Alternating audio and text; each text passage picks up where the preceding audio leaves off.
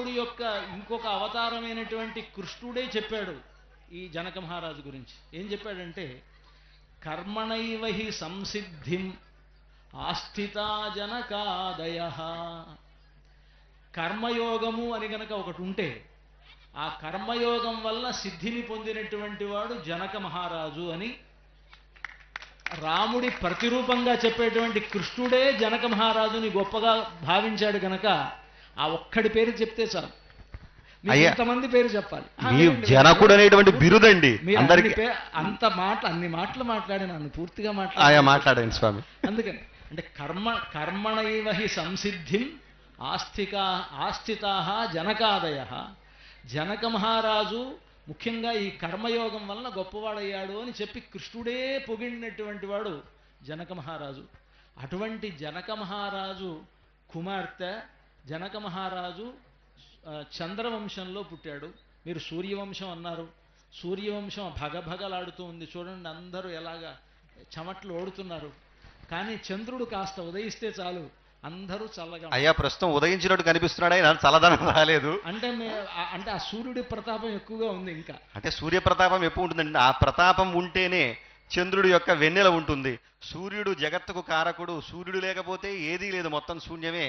మొత్తం గ్రహరాజుగా చెప్పబడేటువంటి వాడు సూర్యుడు. అటువంటి సూర్యుడి వంశంలోనే రాముడు జన్మించాడు. కాబట్టి మా వంశం గొప్పది. మీ వంశం గొప్పది కాదంటల్లా, కానీ చంద్రుడి వంశం ఎంత గొప్పదో కూడా మనం తెలుసుకోవాలి కదా. అయ్యా చెప్పండి. ఈరోజు మనం ఇంత భోజనం 4 వేళ్ళు నోట్లోకి వెళుతున్నాయంటే ఆ చంద్రుడు లేకపోతే మనకి భోజనమే లేదండి కదా. అంటే ఓషధీనామధీశ. చంద్రుడు అంటే ఎవరుంటే ఈ ఓషధులకి మనం ఈరోజు భోజనం చేసి హాయిగా తృప్తిగా బేవని త్రేణిస్తున్నామంటే ఆ చంద్రుడి వల్ల అనమాట. అంటే ఆ చంద్రుడి వంశంలో పుట్టినటువంటి అమ్మవారు ఎంత గొప్పదో చూసుకోండి. నీలలోహిత చర్య జరగకపోతే అయ్యా, వృక్షాలకు నీలలోహిత చర్య జరగకపోతే గనక ఆ ఔషధీ గుణం చంద్రుడి వల్ల కలగదు. అది గుర్తుపెట్టుకోండి. మీరు ఇంటికి వెళ్ళినా ఇంట్లో మీకు భోజనం పెట్టేది అమ్మవారే కదా. అందుకని అయ్యా అమ్మగారే కావచ్చండి. అది ఆ అమ్మవారి గొప్పతనం అలాంటిది. అలాంటి ఒక వంశంలో పుట్టింది మా సీతమ్మ. చంద్రవంశంలో పుట్టింది. ఆ చంద్రుడి వంశం అనేటువంటిది చాలా గొప్పది. దాంట్లో ఉండేటువంటి మహారాజులంతా ఎలాంటి వాళ్ళు అంటే, ఇంకా మీ రాముడు పుట్టాడు, మా అమ్మ పుట్టనటువంటి గొప్పతనం కలిగింది. అంటే పుట్టకుండా ఎలా ఉంది అని అంటే, అసలు ఈ సీతమ్మ వారి వంశంలో ఉండేటువంటి వీళ్ళ తండ్రి కూడా పుట్టలే. అంటే పుట్టకుండా వాళ్ళంతా ఎలా గొప్పవాళ్ళు అయ్యారండి? అది నేను చెప్పడం కాదు, పురాణాల్లోనే ఉంది. విదేహుడు అని పేరు. ఆయనకి దేహమే లేదు. దేహం లేనటువంటి విదేహరాజు యొక్క కుమార్తె ఏమిడ.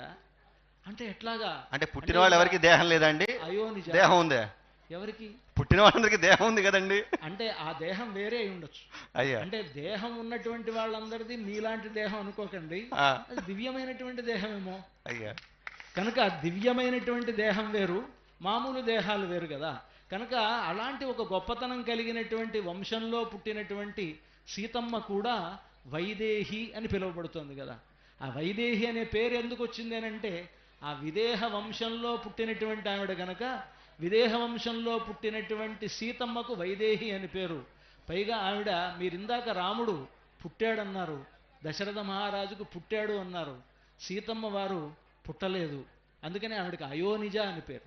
అయోనిజ అయినటువంటి సీతమ్మ ఎంత గొప్పది అని అంటే అయోనిజ ఎలా ఉంటుంది? పుట్టకుండా ఎలా ఉంది అంటే భూమి నుంచి అలా ఆవిర్భవించింది అని అర్థం.